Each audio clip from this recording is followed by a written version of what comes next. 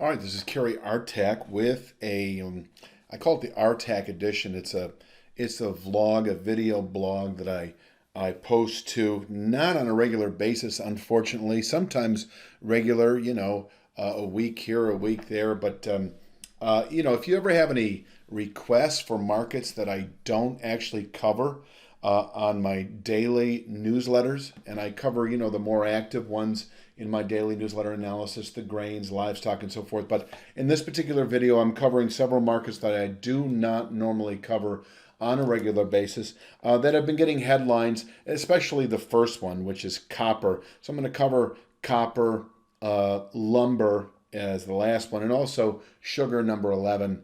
But it's really copper. Copper's been taking off all-time highs recently. We got above. This is a monthly chart, by the way. Every chart I'm showing you is a monthly continuation chart, volume rollover. It rolls with volume. This one presently reflects the July 21 high-grade copper contract. We did recently push through and settle above the February 2011 high of 4.6495. And I see now monthly chart. So this is 3 to 5 months or sooner, bullish continuation to this long-term channel top that incorporates activity going back into the early 2000s. So a good 20 years here where the 5.4237, 4237 rising channel top ever so slightly rises 4 full months later to 5.4489. You can, if you want, determine the exact location of this rising channel top in perpetuity. All you have to do is subtract these two numbers out, divide by 4. You'll have the number to which you add, chronologically over time every single month.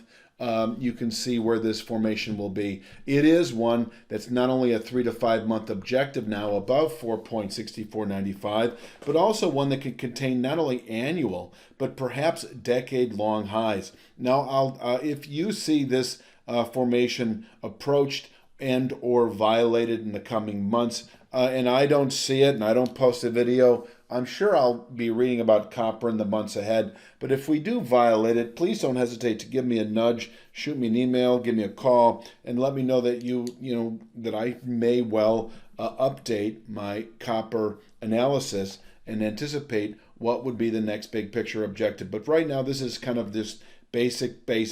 If we close the month back below 4.6495, then I think a good high has been made probably through the rest of the year. And in fact, probability would be even greater if we close below, at the end of May, 4.4350, which is the low so far the month of May. So let's see. Let me back up and say that if we close the month of June, I don't see us closing May below 4.4350.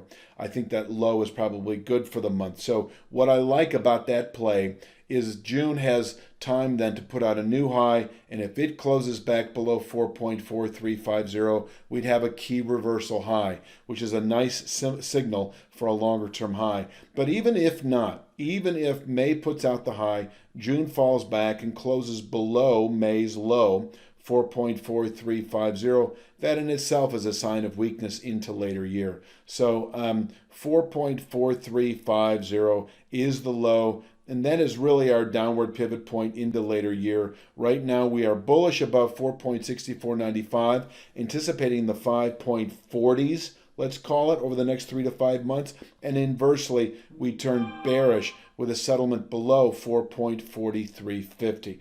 In fact, let me go ahead and just keep this visually consistent, and I will label it rightly so. I probably should have done this, before the video, before I actually started shooting this video, and I'll just leave it at that. Okay, closing below 4.4350, bearish into later year. Let's move on to sugar. Sugar's also, like many global commodities, showing strength. This one has not run away strength, but I do think that being above some of these highs over the last year or two or three. This market may well reach this 2318 formation. The indication of that, now this is a monthly chart as well. So the way I'm going to frame this is this rising channel top. This presently reflects the July 21 contract, by the way. Any subsequent contract on all of these charts, any subsequent high volume lead contract will inherit these price points. So it will be the same when we have other months roll to it. Right now for the month of May, 1891. I don't know if we're in reach of that, but it is rising, and you can once again do the math. 4 full months later rises to 2073. So you can subtract them out, divide by 4, and you'll know where this intermediate rising channel top is.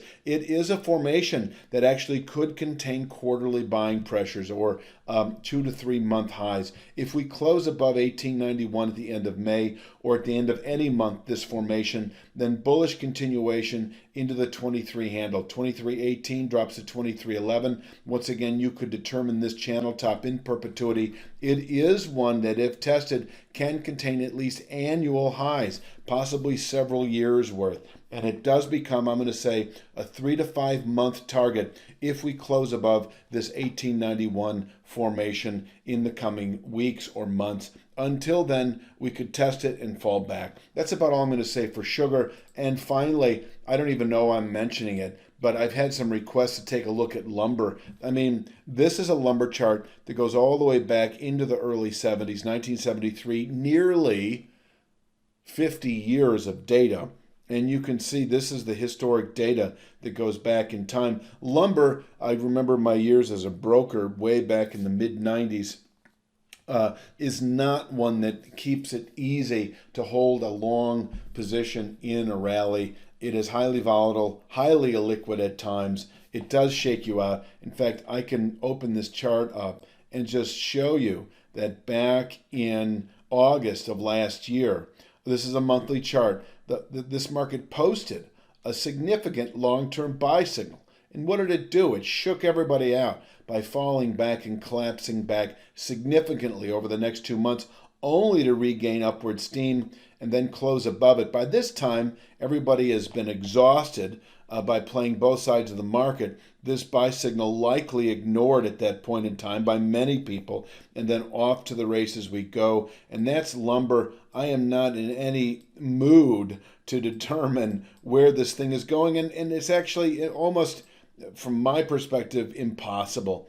All the wave counts, anything that you might grab here to the upside has been exhausted and violated. And so it's in a world unto itself. It's in a vertical church steeple rally. And at this point in time, I'm going to do to you as I did similar in sugar. I'm just going to say that if we close, and I don't see May doing it. I mean, even though, you know, there's a couple weeks left, I don't see May closing below 1409.7. By the way, this presently reflects the July contract. But let's say we move into June and this low at 1409.7 remains good for the month of May, pushing up a new high and then falling back to close back below May's low at 1409.7. Would be an indication of a good high that may then yield a complete fall all the way back into the 600 handle over the following months. Right now, this is sort of the start of a gap up to 30. I don't know if you're watching this or not, but what I mean by watching it, I mean if this is important to you, this gap is 1376 half. I'm going to make it a little messy here. 1376.50. Once again, I should have done my due diligence prior to shooting this video. But, you know, what the point I was really making with lumber is there's nothing to be said about it other than it's in a vertical state of affairs. And if we close the month of June or any week in June below 1409.7, looks to me like a good high through summer and into later year. And then if we certainly close this gap below 1376 half, the same. All right. Other than that, who knows where this thing's going? I don't. And that's really all I'm going to say for this particular Artac Edition vlog video. And I did record this, by the way, officially on Sunday, May 9th, 2021, Mother's Day, in fact. Happy Mother's Day if you happen to be a mother watching this. So do yourself a favor. Fill out the free trial form on this website. Take that 2-week test drive. You have nothing to lose and much to gain.